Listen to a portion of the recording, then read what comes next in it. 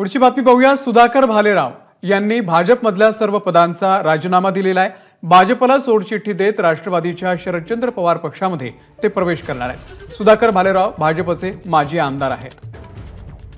निलेश बुधावले आपले प्रतिनिधी या संदर्भातले अपडेट देतील। निलेश, अमोल वायबी चव्हाण सेंटर येथे सुधाकर भालेराव यांच्या पक्षप्रवेशाच्या कार्यक्रमाला सुरुवात झाली आहे। प्रदेशाध्यक्ष जयंत पाटील, राष्ट्रीय अध्यक्ष शरद पवार यासोबतच महत्त्वाचे सर्व जे पदाधिकारी आहेत ते या पक्षप्रवेशाला उपस्थित आहेत। महत्त्वाची बाब ही आहे की उदगीर विधानसभा मतदारसंघातून सुधाकर भालेराव यांना उमेदवारी दिली जाऊ शकते। या ठिकाणी राष्ट्रवादी काँग्रेस पक्षाचे सध्याचे मंत्री संजय बनसोडे हे या ठिकाणाहून आमदार आहेत, त्यामुळे त्यांच्या विरोधात आतापासूनच रणनीती शरद पवारांना आखल्याचं पाहायला मिळतंय। कुठेतरी जे सत्ताधारी पक्षामध्ये सहभागी झाले त्यांना कशा पद्धतीने अडचणी निर्माण होऊ शकतात किंवा त्यांना कशा पद्धतीनं पाडलं जाऊ शकतं याचीच रणनीती आता शरद पवारांच्या वतीनं सुरू असल्याचं आपल्याला पाहायला मिळतंय। काही दिवसांपूर्वीच सुधाकर भालेराव यांचा थेट संजय बनसोडे यांना स्टेजवरच महायुतीच्या स्टेजवर धापतानाचा व्हिडिओ देखील व्हायरल झाला होता, त्यामुळे हा पक्ष प्रवेश अतिशय महत्त्वाचा मानला जातोय। आगामी काळात विधानसभेला राष्ट्रवादी काँग्रेस शरदचंद्र पवार पक्षाचे उमेदवार म्हणून सुधाकर भालेराव असू शकतात।